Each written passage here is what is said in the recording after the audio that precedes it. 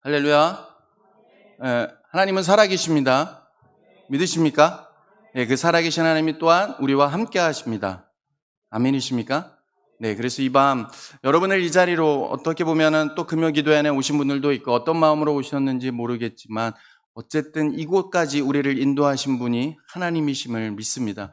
그러기에 바라기는 부족한 종의 입술을 통해 선포되는 이 말씀을 통하여 오늘 나에게 주시는 말씀으로 응답받는 그런 놀라운 하나님의 은혜를 경험하는 복된 이 시간이 되기를 소망합니다.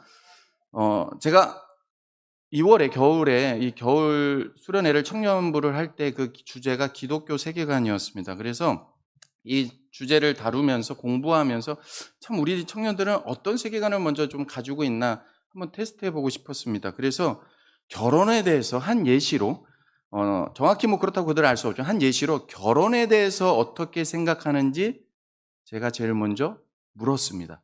결혼에 대해서 어떻게 생각하십니까? 물으면 아이들이 어떻게 대답할지 모르잖아요. 그래서 제가 세 가지 정확히 그들의 가치관, 세계관이 지금 어떤지를 좀 알고 싶어서 세 가지 예시를 줬습니다. 첫 번째가 뭐였냐면 결혼은 해야 한다. 이게 어떻게 보면 성경적인 바른 세계관입니다. 뭐 요새는 막 좀 이렇게 변질되어서 결혼을 해야 됩니다. 근데 남남 여여도 괜찮아요. 이렇게까지는 제가 깊이 안 들어갔고요. 그냥 결혼은 어떻게 생각하냐 물었을 때 첫 번째 1번은 결혼은 해야 된다. 2번은 결혼은 안 해도 된다. 3번은 해도 그만, 안 해도 그만. 그냥 각자 하고 싶은 대로. 이렇게 질문을 했습니다. 대부분의 청년들이 어떤 대답을 했을까요? 여러분도 한번 몇 번을 마음속으로 선택해 보십시오. 결혼은 해야 합니까? 여러분은 다 결혼했으니까 아마 1번을 하셨을 것 같은데 우리 청년들의 마음이 아니죠. 강의를 듣는 11명의 청년 중 대부분의 청년이 몇 번을 선택했을까요? 네, 3번입니다. 정말로 극소수가 1번을 선택했고 나머지는 3번을 선택했습니다. 그런데 안타까운 것은요. 제가 이런 질문을 드렸던 이유는 이 3번은 오늘날에 가장 유행하고 있는 포스트 모더니즘의 세계관이 그 배경에 깔려있기 때문입니다. 오늘날의 청년들이 가지고 있는 세계관은 이것이 우리가 말하는 일명 대세입니다. 한마디로 결혼은 안 해도 그만, 해도 그만. 그냥 각자가 하고 싶은 대로 각자의 생각과 의견을 존중하는 것이 합리적이고 이성적인 사람으로 여기는 것이 바로 대세라는 것입니다. 뭔가 A와 B 해야 된다, 안 해야 된다. A, B를 하면 뭔가 고리타분하고 뭔가 좀 답답하게 느껴지는 거예요. 좀 더 합리적이어야 됩니다. 이 세상은 좀 더 이성적이어야 됩니다. 그게 뭡니까? 각자의 그냥 옳은 대로 두십시오. 그게 대세라는 거죠. 그래서 이 대세를 따르지 않으면 뭔가 고리타분하고 무조건 결혼을 해야 한다고 말하면 합리적이고 이성적이지 않은 사람으로 취급받는 시대입니다. 저는 오늘 말씀을 준비하면서 다시금 그런 생각을 하게 되었습니다. 이스라엘 백성들이 지금 오늘의 배경이 가뭄으로 인한 고통인데 이 고통 중에도 절대자이신 하나님이 아닌 바알과 아세라 신을 섬기는 것이 당시 뭐였습니까? 시대적인 대세였습니다. 많은 사람들이 그리고 그 대세를 따랐습니다. 그만큼 무엇입니까? 하나님께서 엘리야를 통해 가뭄을 예언하셨지만 그것은 마치 하나님을 저버린 영적 가뭄의 시대를 상징하는 것처럼 보인다라는 것입니다. 영적 가뭄의 시대가 어떤 시대입니까? 무엇이 진리인지 진리가 희미해져 가는 시대를 가리킬 것입니다. 그러니까 중간지대인 거죠. 아까 말씀드린 것처럼 기독교적인 세계관은 무엇이냐면 분명히 A나 B나 분명해야 됩니다. 내가 어떠한 세계관, 어떠한 생각과 어떠한 사고를 가지고 있다. 내가 하나님을 믿는다면 나는 하나님을 절대적으로 믿는다라는 A, 아니면 안 믿는다 B, 분명해야 된다라는 것이죠. 그런데 오늘날의 세계관, 포스트 모더니즘 세계관의 배경이 뭐냐면 그냥 회색지대입니다. 중간지대입니다. 이것도 저것도 아닌 뭔가 이것도 같으면서 저것도 같으면서 중간지대를 갖는다라는 것이죠.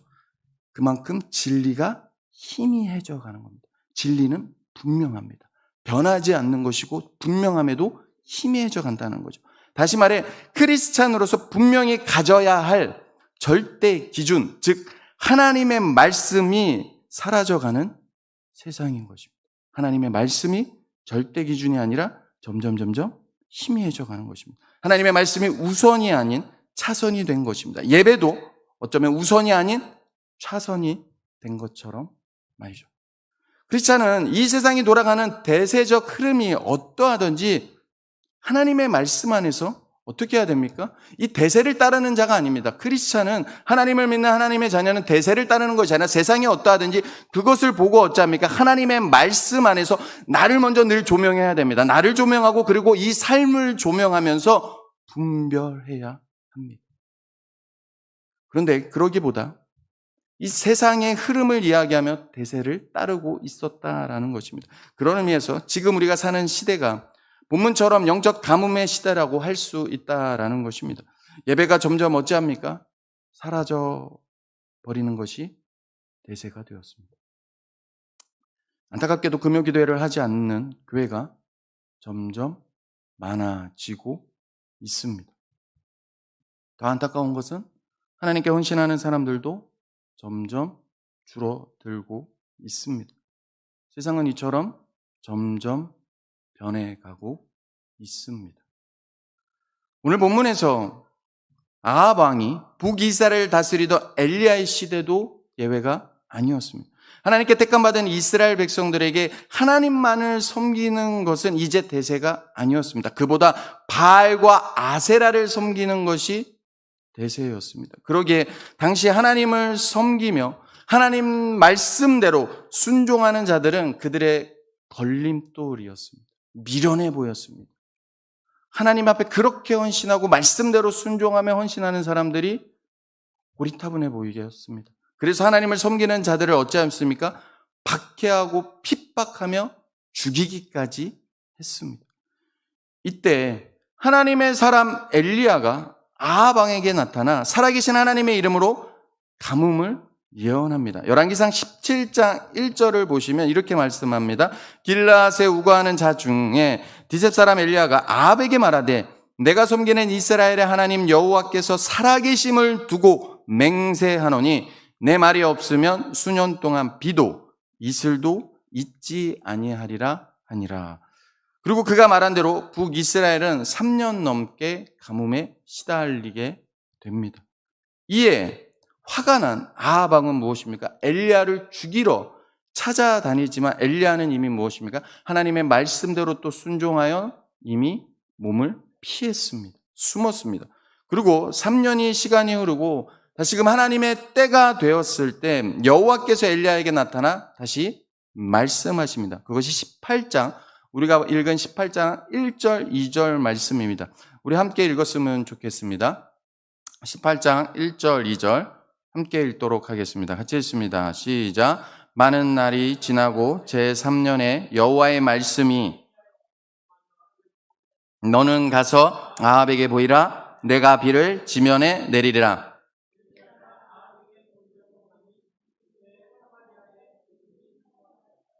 아멘. 그리고 엘리야가 다시 아합 왕에게 나타납니다. 그때 아합 왕이 엘리야를 가리켜 이렇게 말합니다. 18장 17절입니다. 엘리야를 볼 때 아합이 그에게 이르되 이스라엘을 괴롭히는 자여. 그러니까 세 번역에는 이스라엘을 괴롭히는 자야 내가 왔느냐 이렇게 말합니다. 한마디로 무엇입니까? 지금 북이스라엘이 기근으로 인해 고통받는 것이 바로 엘리야 너 때문이야. 우리 죄악된 본성에 나오는 문제죠. 어떤 안 좋은 일이 있으면 누군가를 책임을 묻고 싶어 합니다. 그래서 그 책임질 사람을 찾고 너 때문이야, 너 때문이야, 너 때문이야를 찾는 것처럼 엘리야 때문이야 라고 지금 아합이 말하고 있는 것입니다. 이에 엘리야가 말하기를 이 땅의 기근은 자신으로 인한 것이 아니라 바로 아합 왕, 당신과 당신의 아버지 때부터 하나님의 말씀의 그 명령을 버리고 바알이라는 우상을 섬겨서 이렇게 된 것이라고 이야기하며 어찌합니까? 선전포고를 합니다. 어떤 선전포고입니까? 누가 참된 신인지를 밝히는 영적 대결을 선포합니다. 그러면서 한쪽을 분명하게 선택하라고 합니다. 많은 백성들을 보고 한쪽을 선택하라고 합니다. 아까 제가 말씀드린 서두에 말한 그런 겁니다. 하나님이냐 바알이냐 중간지대는 없습니다. 하나님이냐 바알이냐 두 마음을 어떻게 보면 신약적으로도 본다면 두 마음을 품지 말라는 것입니다. 하나님이 싫어하는 마음입니다.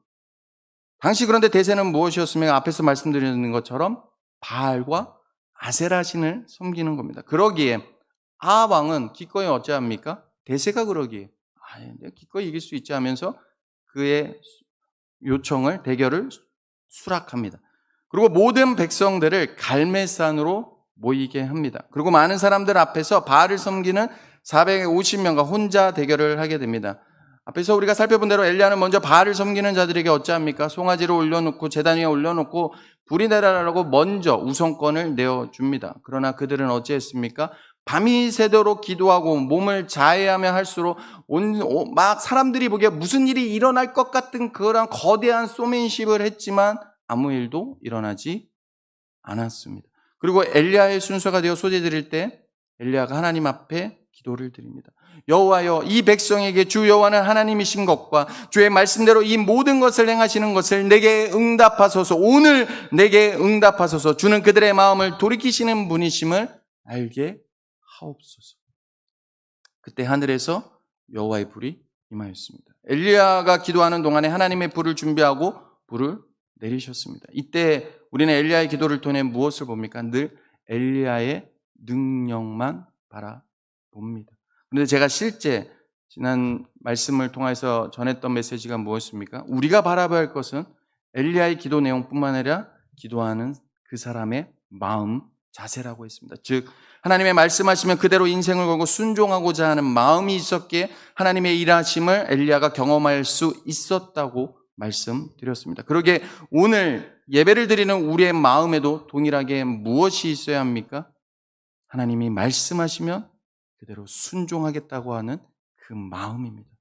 즉 하나님이 말씀만이 나의 절대 기준입니다. 이 분명한 선택을 해야 한다라는 것입니다.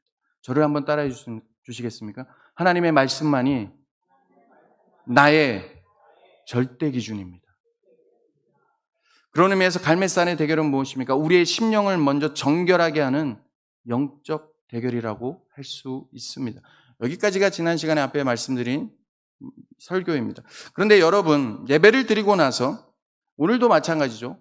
지난 제가 이 말씀을 전했을 때 여러분은 기도를 하시고 또 이제 집으로 돌아가시고 다시 내일부터 또 모레부터 계속해서 삶의 현장을 사셨을 것입니다. 그런데 우리가 마찬가지죠. 주일 예배를 드리고 수요 예배를 드리고 말씀의 은혜를 받습니다. 은혜를 사모하게 이 자리에 오는 것이죠. 그런데 여러분의 우리의 고민이 무엇입니까? 이렇게 예배를 통하여서 하나님의 임재를 경험하고 은혜를 받고 이 문을 나서는 그 순간부터 무엇이 문제가 됩니까? 내 앞에 놓여진 현실이. 예배를 통해 하나님의 임재를 경험하면 이 세상이 정말 두렵지 않아 보입니다. 그런데 막상 변함없는 세상 여전히 문 밖을 나갔는데도 무엇입니까? 가뭄으로 인한 힘겨운 현실 앞에 무너지곤 합니다.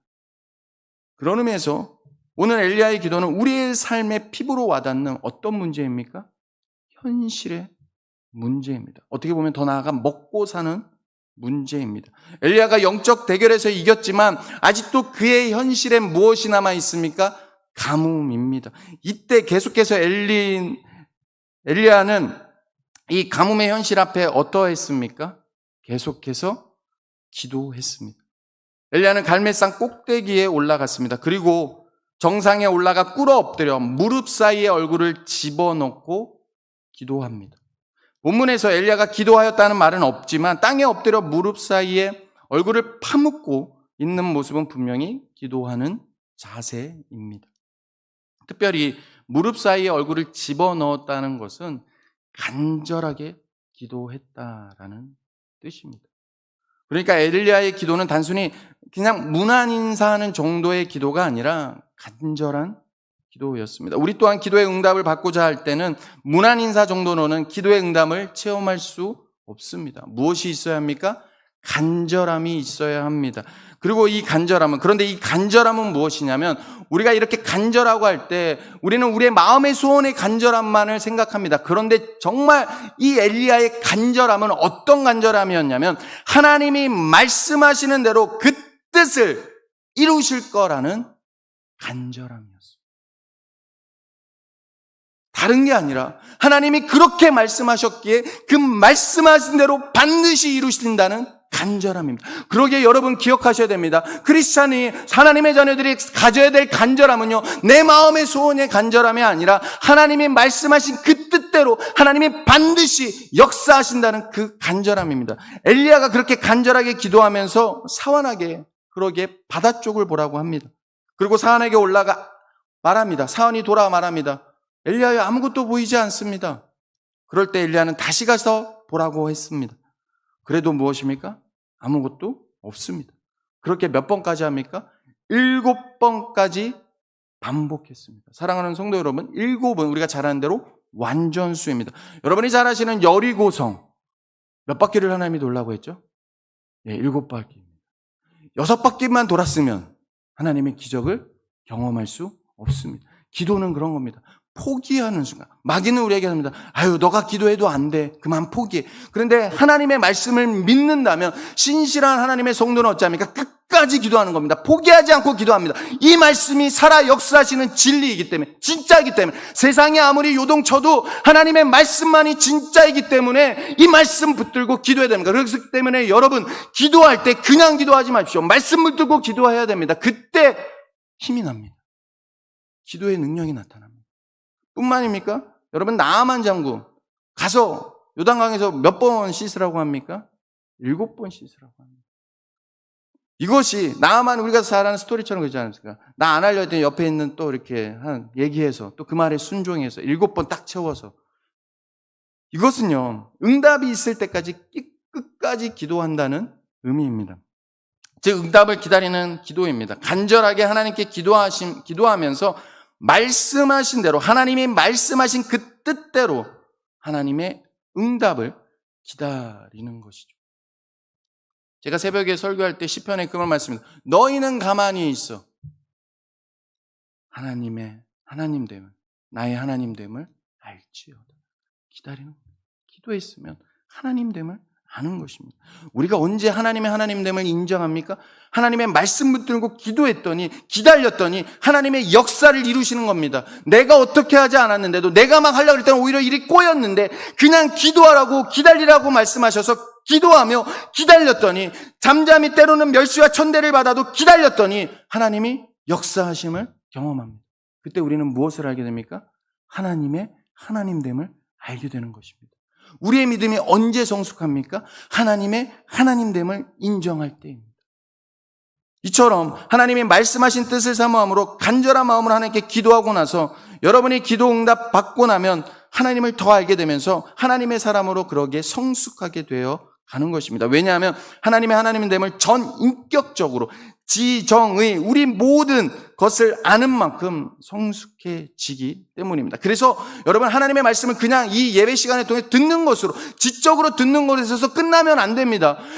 기도하셔야 됩니다. 기도하셔야지만이 감정적으로 내 지정의를 다 사용하셔서 전인격적으로 삶에서 모든 하나님의 어떻게 역사하시는지를 날마다 체험해야 되는 겁니다. 지식적으로만 자꾸 채우면 어찌 됩니까? 바리새파가 되는 것입니다.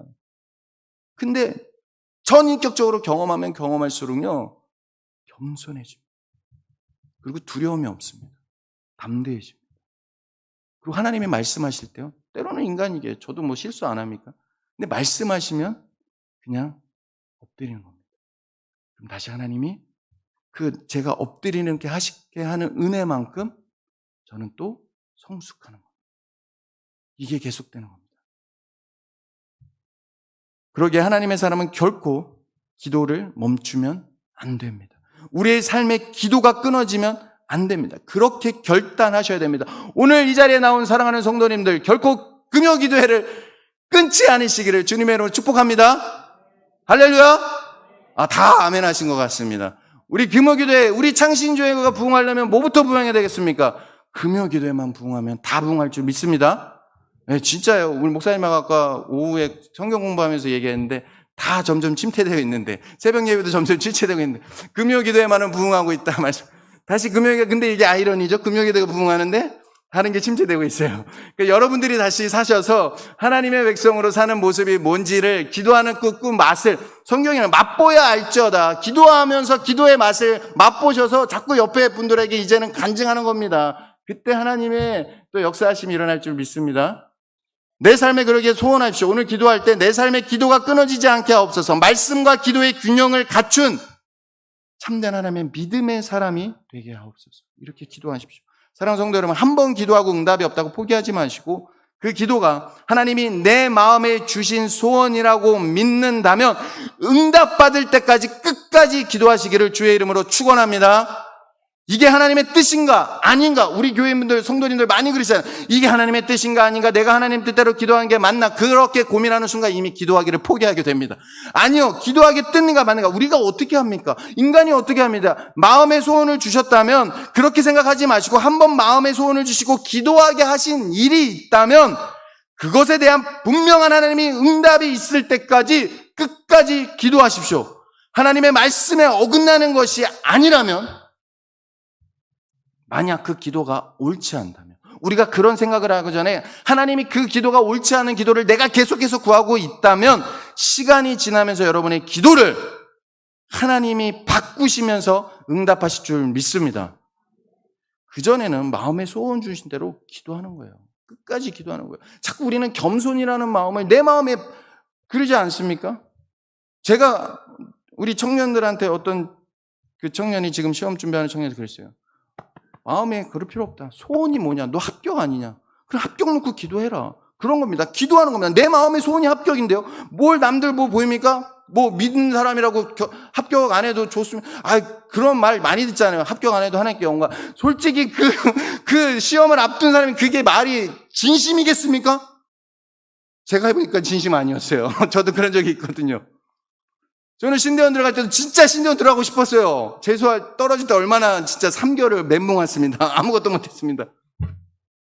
깨닫는 거예요. 우리는 연약합니다. 근데 하나님의 말씀 주시면 다시금 성숙해지시면서 그렇지. 내가 뭐라고, 내가 뭐 이게 겸손이라는 이름으로 나를 가리는 게 아니라 내 마음의 소원이 이거면 이걸 붙잡고 해라. 근데 그게 아니면 하나님이 바꾸신다니까요. 진짜로 기도 제목을 바꾸신다니까요. 자녀들을 향한 기도도 그렇게 하십시오. 그냥 일단 자녀들이 주님 앞에 돌아오시면 그렇게 부르짖는 겁니다. 하나님이 그 기도의 내용을 바꾸실 것입니다. 하나님이 보시기 원하지 않다면 그 기도 내용도 분명히 바꾸신다는 거죠. 오늘 말씀에도 보시면요, 드디어 사환이 7번째 이르렀을 때 바다에 사람의 손만한 작은 구름이 일어난 것이 이제 눈에 보이기 시작합니다. 엘리야는 사환의 말을 듣고 기도 응답이 곧 일어난다는 것을 알았습니다. 그리고는 사환에게 아하방에 가서 비에 맞지 않도록 마차를 갖고 내려가라고 전합니다. 조금 후에 구름과 바람이 일어나서 하늘이 캄캄해지면서 큰 비가 쏟아져 내립니다. 하나님께서 드디어 무엇입니까? 큰 비로 응답하실 것입니다. 엘리야가 기도할 때 여호와의 불로 응답하신 하나님, 이제는 무엇입니까? 여호와의 비로 응답하시는 것입니다. 아마 엘리야는 큰 비를 맞으면서 이 기도 응답의 그 감격을 느끼는 기분이었을 것입니다. 그러니까 제가 전인격으로 하나님을 경험해야 한다는 것입니다. 감당할 수 없는 그 기쁨과 감격이었을 것입니다. 여러분도 그러지 않습니까? 이 자리에 오신 분들이라면 기도하는 분들 아닙니까? 기도 응답 받을 때 그 하나님의 진짜 살아계신, 말로만 외치는, 지식적으로만 외치는 게 아니라니까요. 내 전인격이 외쳐지는 거예요. 고백되어지는 거예요. 하나님은 살아계십니다. 옆에 뭐라고 해도 안 들려요. 하나님은 진짜라니까. 아니야, 거짓이야. 막 유혹해야 돼. 아니야, 진짜야. 왜요? 내가 경험했기 때문에. 그 기쁨과 감격이 있었을 겁니다. 그것을 어떻게 할 수 있냐면 엘리야는요, 이 갈멜산에서 이스라엘까지 갔는데, 이 학자들의 말에 의하면 약 23km의 거리입니다. 근데 어떤 중에 달려갑니까? 폭풍 중에 달려갔습니다. 그에 반해 아하방은 뭘 타고 갔다고요? 마차를 타고 갔습니다. 그런데 46절을 보시면 누가 먼저 도착합니까? 엘리야가 먼저 도착합니다. 여호와의 능력이 엘리야에게 임함에 그가 허리를 동이고 이스라엘로 들어가는 곳까지 앞에서 달려갔더라. 이처럼 포기하지 않는 기도의 응답은 우리로 여호와의 능력을 힘있게 만듭니다. 사랑하는 성도 여러분, 여러분은 어떤 삶을 살고 계십니까? 잊지 마십시오. 하나님의 사람은 여호와의 능력으로 살아가는 사람입니다. 저나 여러분은 오늘도 무너질 수밖에 없는 연약한 종이기에 여호와의 능력을 사모해야 됩니다. 하나님의 능력을 입을 때 내가 지금 육의 길을 가고 있는지 성령의 길을 쫓고 있는지를 깨닫게 됩니다. 자꾸만 우리의 본성은 뭐냐면 육의 길을 쫓습니다. 분열과 아픔과 비방과 성령을 쫓는 길은 반드시 하나님의 선한 열매가 나타나게 되어 있습니다. 거짓된 육기의 길을 쫓을 때 하나님이 말씀하십니다. 저는 그걸 경험했어요. 다시 이 말씀을 준비하면서 제 안에 얼마나 아직도 모진한 부분이 많은지 말씀하실 때 그 자체가 은혜라니까요. 내가 지금 육의 길을 가고 있는지, 영의 길을 가고 있는지, 성령을 쫓고 있는지, 육을 쫓고 있는지, 그것도 못 깨닫는 게 얼마나 불쌍한 영혼입니까? 하나님을 믿노라 하면서. 근데 그것을 깨닫는 은혜가 있다는 게 오늘도 하나님은 나와 함께 하시고 그 하나님이 나와 살아계시다는 증거입니다. 그 은혜를 사모하시길 바랍니다. 그렇다면 여기서 한 가지 질문을 해보게 됩니다. 엘리야는 어째서 그렇게 간절하게 기도한 것일까요? 우리의 고민이 그거 아닙니까? 어느 순간 교회가 기도의 힘을 잃어가고 있습니다. 간절함이 사라지고 있습니다. 그런데 어떻게 끝까지 엘리야는 포기하지 않고 하나님의 응답을 바라며 기도할 수 있었던 것일까요? 어떻게 큰 비를 하나님이 내리실 것을 믿음으로 기도하며 여호와의 능력을 임하였던 것일까요? 3년 6개월 동안 가뭄으로 인해 땅이 말라가고 먹을 것이 부족해져 갔습니다. 시대적 배경은 백성들의 마음은 절망 그 자체였습니다. 그러기에 대세를 따랐던 것입니다. 그런 상황 속에서 18장 41절을 보시면 엘리야가 아합에게 뭐라고 이야기합니까? 우리 한번 큰 소리로 읽었으면 좋겠습니다. 41절입니다. 시작. 엘리야가 아합에게 이르되 올라가서 먹고 마시소서. 큰 빗소리가 있나이다. 할렐루야. 오늘 제목이기도 합니다. 큰 빗소리가 있나이다. 어떻게 미친 사람이 아니고서야 이런 확신에 참 말을 할 수 있을까요? 엘리야의 이런 확신은 도대체 어디서부터 온 것일까요? 그 답은 18장 1절에 있습니다. 1절을 보시면 많은 날이 지나고 제3년에 여호와의 말씀이 엘리야에게 임하여 이르시되 너는 가서 아합에게 보이라. 내가 비를 지면에 내리리라. 하나님께서 3년 6개월 동안 비가 내리지 않아 가뭄으로 메말라 가고 있는 그 땅에 다시 비를 내려주겠다고 말씀하셨습니다. 엘리야는 하나님의 약속의 말씀 그 한마디면, 즉 어떤 난관 속에서도 하나님의 말씀이 임하면 그 약속을 이루시는 하나님을 믿는 믿음의 확신이 있었습니다. 엘리야는 이전에 말씀드린 것처럼 하나님의 말씀대로 어찌했습니까? 그런데 우리의 이 믿음 확신은 그냥 이루어지는 게 아니라는 것이죠. 엘리야도 이전에 까마귀의 기적과 과부의 기적을 체험했습니다. 까마귀로 먹이시는 그 하나님의 기적, 과부의 기적을 체험하였습니다. 그리고 갈멜산에서는 이 앞에서는 무엇입니까? 거짓 바알 선지자들과 대결해서 여호와의 불이 임하는 놀라운 기적을 체험했습니다. 2년 내내 그의 마음에 하나님이 말씀하시면 그대로 될 줄 믿습니다 라고 하는 이 믿음의 확신이 그 마음 깊은 곳에 아주 깊이 뿌리 내려 있었던 것입니다. 그러기에 하나님의 약속의 말씀, 이제 내가 비를 지면에 내리리라고 하시는 이 하나님의 말씀에 근거해서 간절하게 끝까지 기도한 것입니다. 주의 말씀을 붙들고 기도한 것이죠. 이처럼 기도하는 사람 속에는 그 배에서 생수의 강이 흘러넘치게 만드는 놀라운 믿음의 확신이 있습니다. 막연한 확신, 그냥 내가 원하는 확신이 아니라 하나님으로부터 받은 그 말씀에 근거한 믿음의 확신이 있다라는 것입니다.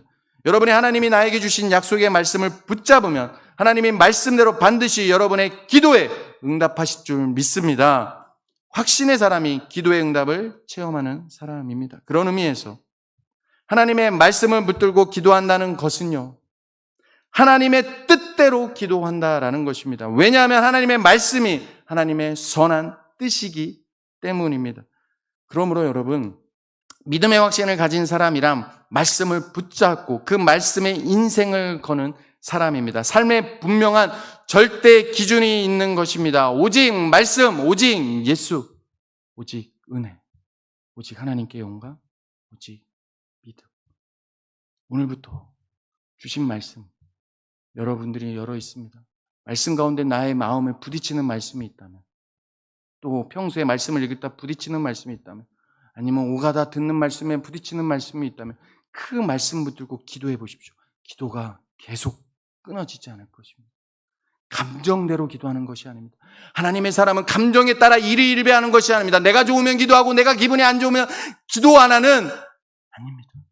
말씀 붙잡고 힘있게 끝까지 그 말씀대로 내 삶 가운데 역사하실 그 하나님을 기대하며 기도하는 것입니다. 그런 사람이 기도 응답을 체험하는 것입니다. 분명하고 선명합니다. 희미하지 않습니다.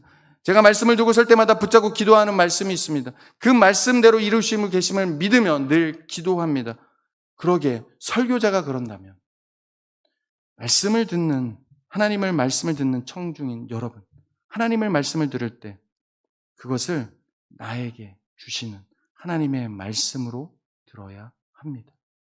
그것이 말씀을 붙잡는다는 표현입니다. 그냥 말씀을 경청하라고 예배를 드리는 것이 아니라 부족한 종을 통해 말씀 가운데 역사하시는 성령의 임재 속에서 그 말씀이 내게 하시는 하나님의 말씀으로 느껴질 때 설교자를 평가하는 것이 아니라 그냥 말씀의 아멘으로 받는 것입니다. 오늘 한국교회 많은 성도님들이 왜 하나님 목회자의 말씀을 통해 아멘 못합니까? 벌써 평가하고 있습니다. 그 목회자의 부도덕한 모습에 평가하고 오늘 많은 성도를 판단하고 평가하는 줄 모릅니다. 네, 물론 이 말씀 오늘날 너무나도 많은 말씀이 선포되기에 분별해야 됩니다. 도덕적으로 완벽한 사람이 그런데 어디 있을까요? 그러기에 하나님의 말씀이 나에게 주신, 어떤 사람이 이 강단을 하나님의 주권 안에 작정하심 안에 있다면, 나에게 주신 말씀이라면 어떻게 해야 할까요?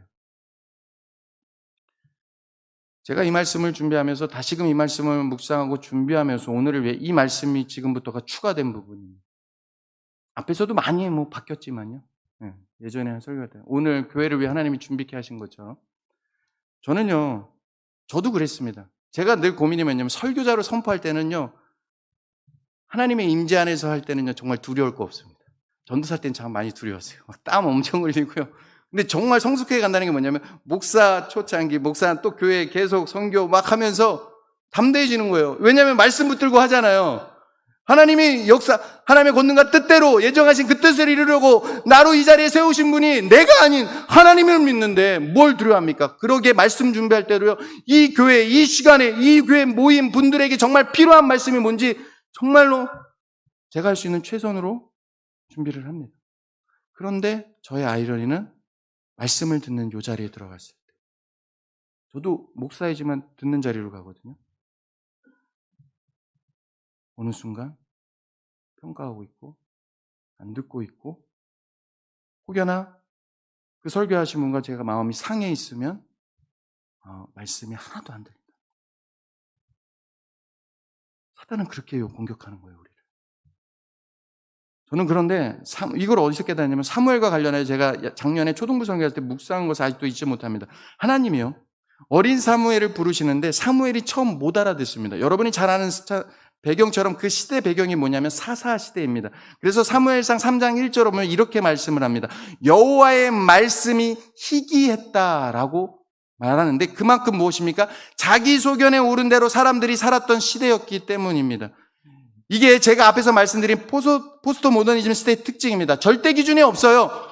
무엇입니까? 그저 각자 자기 소견에 오른 대로 인정하는 것이 더 합리적이고 이성적인 시대입니다. 그러기에 다른 사람의 말을 들으려 하지 않습니다. 귀를 닫아버리는 거죠.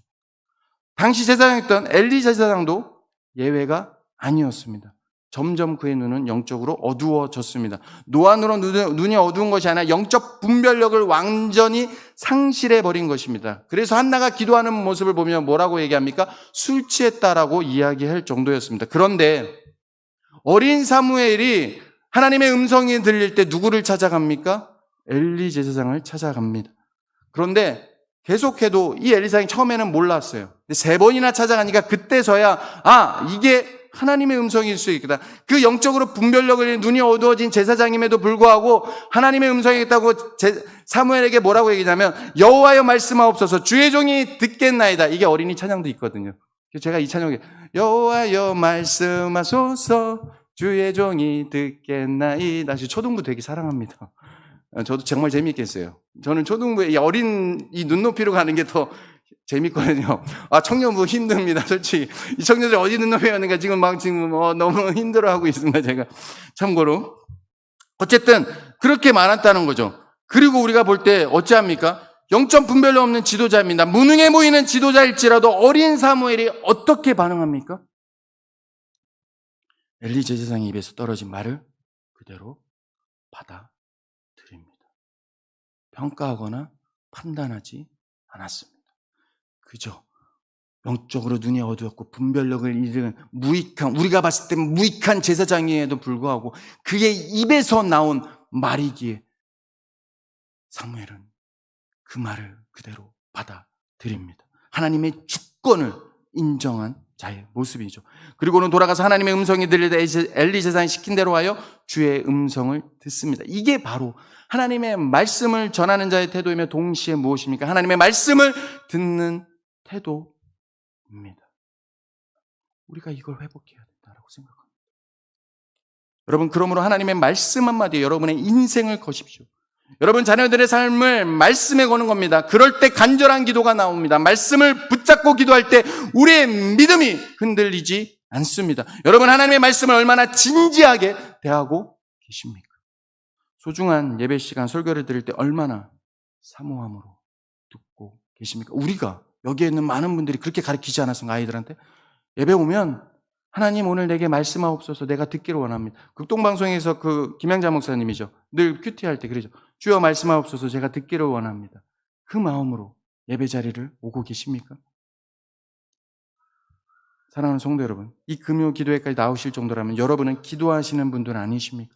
그런데 혹 그냥 습관적으로 의무적으로 오는 발걸음은 아니십니까? 바라기는 말씀을 듣고 기도하는 중에 역사하시는 성령의 충만한 임재 안에서 주님과 더불어 친밀한 그 교제를 누리심으로 엘리야와 같은 기도 응답의 체험을 하며 영혼이 잘된 같이 범사가 잘되는 은혜를 누리시는 저와 여러분의 삶이 되시기를. 그래서 오늘 받은 말씀에 그 말씀 붙잡고 그 내게 주신 말씀 붙들고 하나님 앞에 오늘뿐만 아니라 끝까지 기도함으로 기도 응답을 받고 기도의 능력으로 하나님의 기도의 사람으로 이 창신교회를 위해 여러분의 삶을 위해 여러분의 가정을 위해 여러분의 자녀를 위해 여러분이 하고 있는 모든 일들을 위해 기도하며 나아가시는 기도의 사람들이 되시기를 주님의 이름으로 간절히 축원합니다. 함께 찬양하겠습니다. 우리 주님 말씀하시면 함께 찬양합니다.